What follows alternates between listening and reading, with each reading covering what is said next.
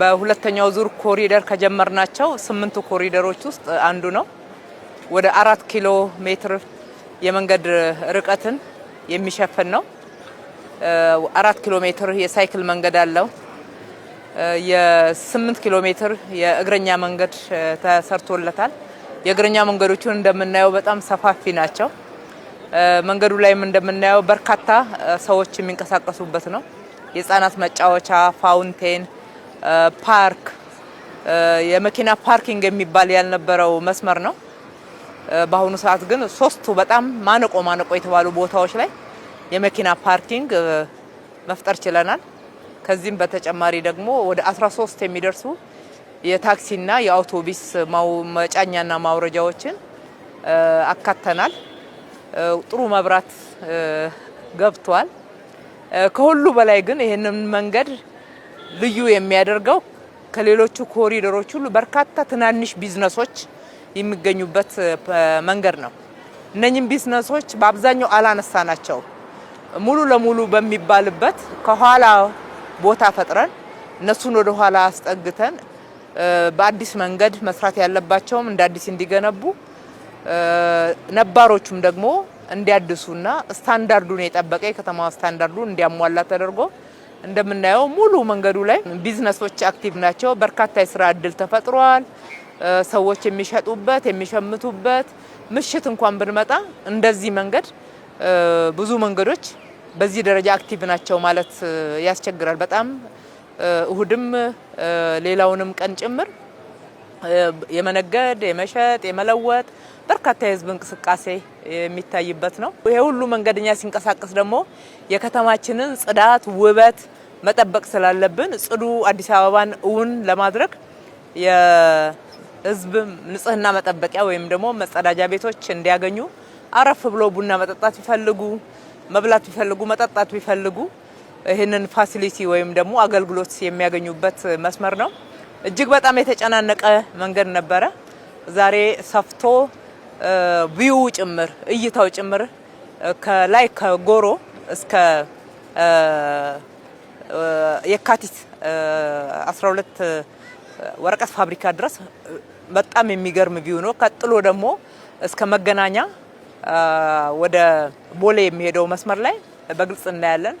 ቀጥሎ ካለው ከቪአይፒ ተርሚናል ወይም ደግሞ ከአየር መንገድ ተነስቶ የሚመጣው ወደ ሲኤምሲ ከሚሄደው መንገድ ጋር በዚህ ጋር ገጥሟል። ከዚህ ጋር ደግሞ ከመገናኛ ወደ ቦሌ ከሚሄደው መንገድ ወይም ደግሞ ከቦሌ አየር መንገድ ወደ መገናኛ ከሚሄደው መንገድ ጋር ገጥሟል። ኮኔክቲቪቲ የምንለው በደንብ የተተገበረበት ነው። ከሁሉ በላይ የምንሰራው ለህዝባችን ነው።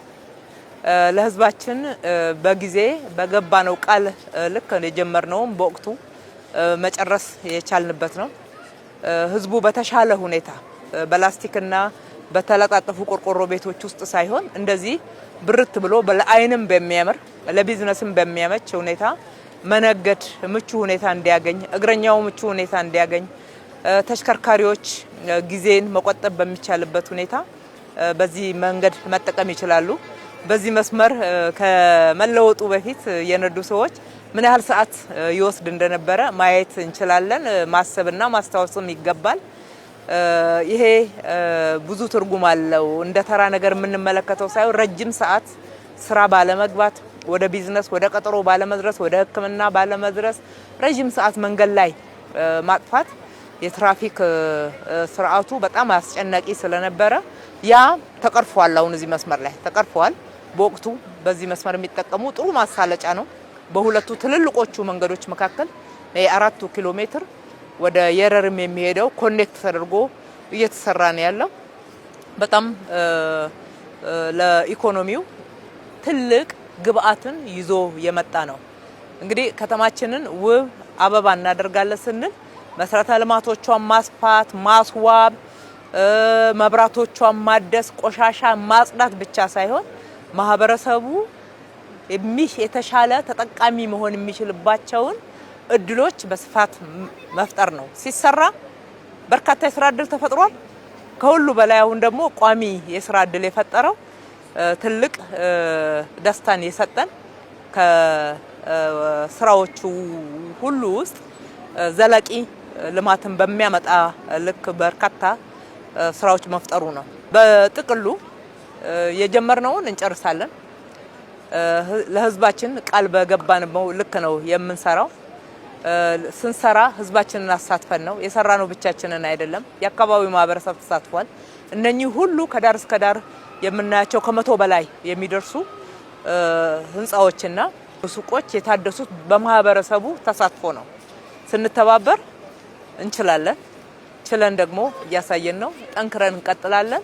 በዚህ የተሳተፉትን ሁሉ ያስተባበሩትንም ሰራተኞቻችንንም የአካባቢውንም ማህበረሰብ በራሴም በከተማ አስተዳደሩም ስም በአካባቢው ነዋሪም ስም ከልቤ ማመስገን እወዳለሁ።